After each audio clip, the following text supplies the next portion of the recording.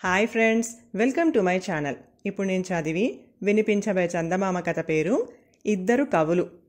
రామశాస్త్రి గొప్ప కవి. ఆయన తన కవిత్వంతో ఎందరినో మెప్పించి గొప్ప గొప్ప బహుమానాలు అందుకున్నాడు. ఆ కారణంగా ఆయనలో ఎక్కడ లేని గర్వం పేరుకుపోయింది. గోవింద శాస్త్రి కూడా మంచి కవే, కానీ పరిస్థితులు అనుకూలించక ఆయన రామశాస్త్రికి వచ్చినంత పేరు ప్రఖ్యాతలు ఆయనకు రాలేదు. ఇద్దరిది ఒకే ఊరు.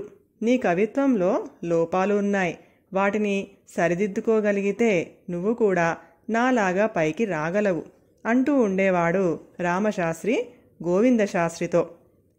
గోవింద శాస్త్రికి ఈ మాటలు నచ్చేవి కాదు.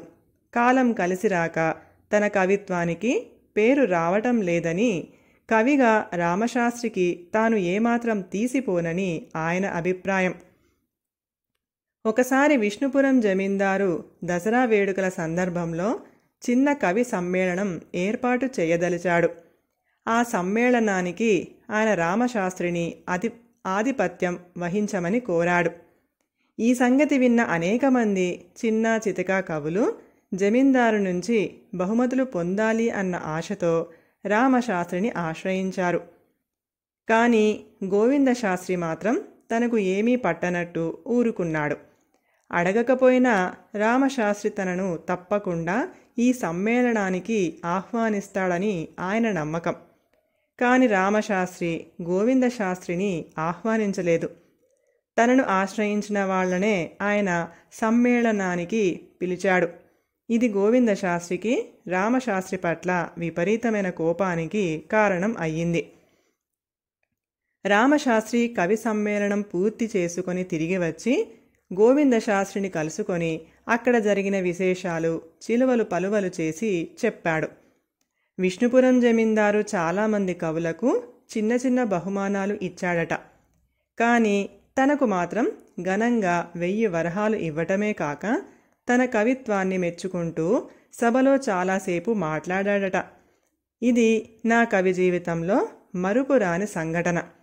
ఏ మహాకవి మాత్రం ఇంతకన్నా గొప్పగా కోరుకునేందుకు ఉంటుంది అన్నాడు రామశాస్త్రి పరవశించిపోతూ.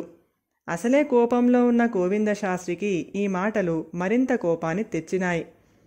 అయినా ఆయన అది బయట పడనీయకుండా ఎంతో శాంతంగా, నువ్వు ఎప్పుడైనా అమరపురి జమీందారును కలుసుకున్నావా అని అడిగాడు.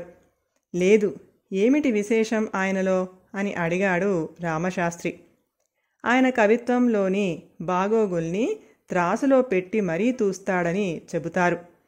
ఆయన ఈనాటి వరకు కవిత్వం విని ఆనందించి ఆయా కవుల్ని సన్మానించాడే కానీ నోరు విప్పి ఏ ఒక్కరిని పొగడలేదు. నీ కవిత్వం విని ఆయన ఒక్కటంటే ఒక్క ప్రశంసావాక్యం పలికినా ఉన్న ఊరివాడినైనా నిన్ను మహాకవిగా ఒప్పుకుంటాను అన్నాడు గోవింద శాస్త్రి. రామశాస్త్రి కోపం తెచ్చుకొని దురుసుగా, నువ్వేదో పందెం అన్న ధోరణిలో మాట్లాడుతున్నావు అవునా అన్నాడు. పందెం మాట ఎత్తావు గనక పందెమే.